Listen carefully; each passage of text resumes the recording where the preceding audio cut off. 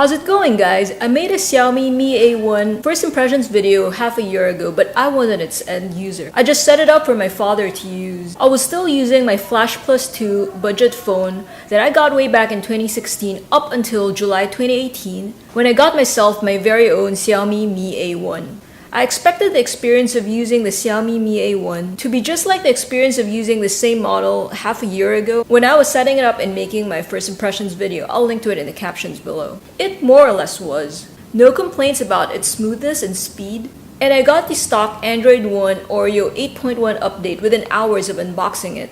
Note, I'm now talking about the Mi A1 I got in early July, the one I'm using for myself as my daily driver to replace my Flash Plus 2 budget phone, not the one I made the video about half a year ago. But within a week of using the Xiaomi Mi A1 in early July, I noticed something strange. Mobile connectivity was very unstable when I was using it when I'm out on the road. It wasn't so much that I would only get 1 or 2 bars of signal, which is the typical symptoms of past phones with weak antennas. It would still have full bars, but there would be a little X by the 4G LTE icon in the status bar. I researched and it turned out the Oreo update screwed with the mobile data settings, causing it to have problems locking onto a 4G LTE signal when on the move. I don't get that problem usually when I'm just in one spot, but when the car is moving, I would get that X symbol beside the 4G LTE icon. This is different from having a weak antenna that drops the signal. This is more of an issue of being able to switch around different cell towers. I'm no expert on this, I just read up about it online. Anyway, there's a temporary workaround I found online typing asterisk number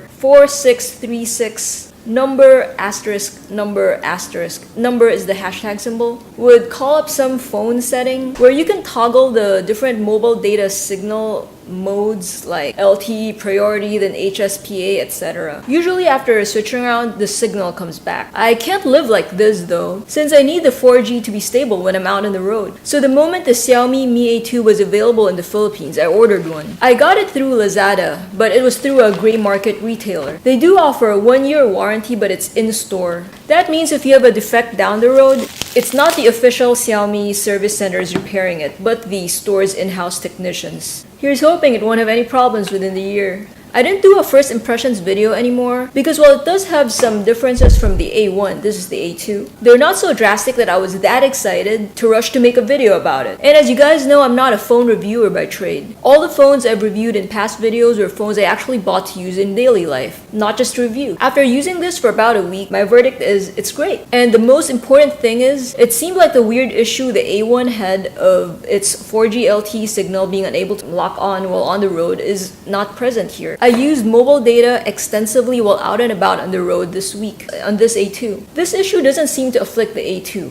Or does it? Last night at dinner, while sitting just in place and not even moving, I noticed that its 4G icon had an X symbol. My heart sank. But after restarting, the signal came alive again. Something that didn't necessarily happen with the A1. With the A1, sometimes restarting worked, sometimes it didn't. And then one more time later that evening last night, I got the X symbol again beside the 4G icon. But it was gone in a minute without any intervention on my part. I did not have to do the asterisk hashtag hack, nor did I have to restart. It was just gone after a minute. I can't keep testing for another week again though, because I don't know when I'll have time to make another video again soon. I'll just update in the captions below if I encounter it again. Hopefully it's just a fluke.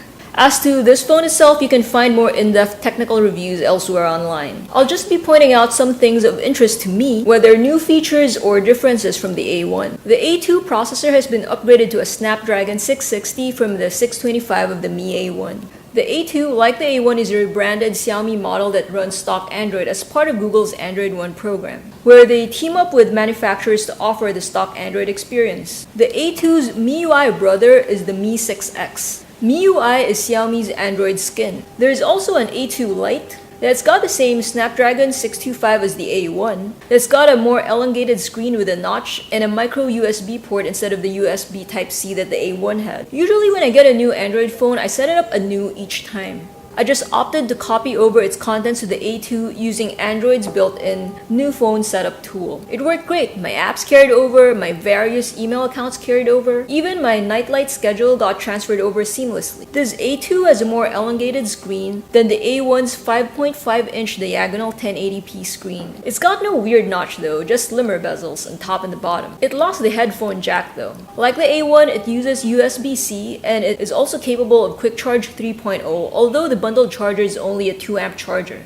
You gotta buy your own Quick Charge 3.0 charger though if you want to use this feature. The box is nice. Typical clean Xiaomi packaging, and comes with a soft case that has a little "Designed by Me" embossing on the side. My unit is all black since my gray market Lazada.com seller only had this color available for the 64GB variant. There's also a 32GB variant, but since the A2 lost the micro SD expandability option of the A1, I thought it would be best to just get the 64 gigs for the A2 since the price difference is minimal. Aside from black, it also comes in gold, rose gold, and blue. My A1 was gold and shiny. It looks pretty fun, very festive, with a drawback of looking like an iPhone clone. This A2 is all black. Very nondescript, doesn't look as premium as this A1, but the pro is I don't look like a pathetic iPhone clone user. The apps in here are all whatever that comes with vanilla Android. No weird Xiaomi stuff.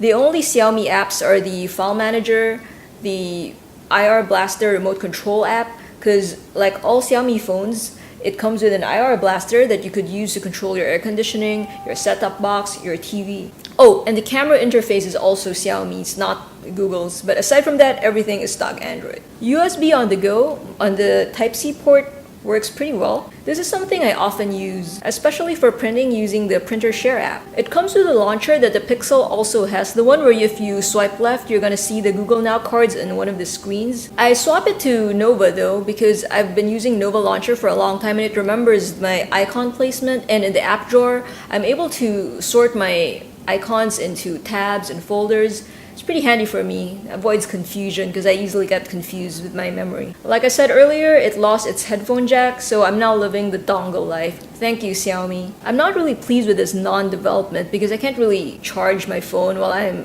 my headphones are plugged in, which is something I often do when I'm in the car. And I haven't yet found affordable Bluetooth earphones that don't suck. The A2, like the A1, has 2 rear cameras. However, unlike the A1, whose secondary rear camera is an optical zoom, a 2x optical zoom, the A2's secondary camera is a low-light camera with the same focal length. You can activate it manually in the settings. The rear camera quality, both the main one and the low-light one, is great for the price.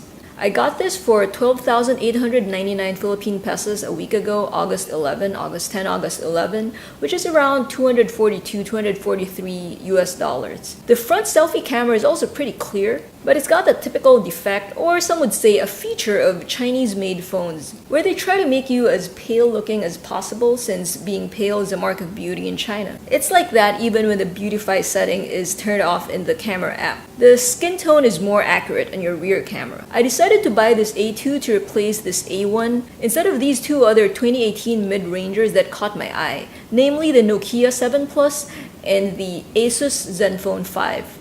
Just a couple of reasons for that. Firstly, the A2's price cannot be beat. The quality is great for the price, and its camera and processor don't even lose out to the Nokia 7 Plus or the Asus Zenfone 5. In dollar terms, these 2 phones aren't that much more expensive than the Xiaomi Mi A2, but in my home currency, the Philippine peso, a 5 to 6,000 peso difference, which is around 100 to 110 US dollar difference, is a huge deal. And I didn't find those 2 phones compelling enough to justify the slightly higher price. I tried out the Zenfone 5 at the store. I felt its gestures were a bit laggy, especially when the navigation bar is hidden. Also not a fan of the weird Asus skin. The Nokia 7 Plus attracted me more since, like the Xiaomi Mi A1, A2, and the Xiaomi Mi A2 Lite, it's also an Android One phone with stock Android. And according to online reviews, it's got decent battery life, it's sturdy, and the camera is great. But the deal breaker for me was that it did not have a notification LED up top. Nokia saved that notification LED feature for their most expensive 2018 phone, the Nokia 8 Sirocco. I use that notification LED a lot though, so overall, this A2 is a nice incremental upgrade from the Mi A1.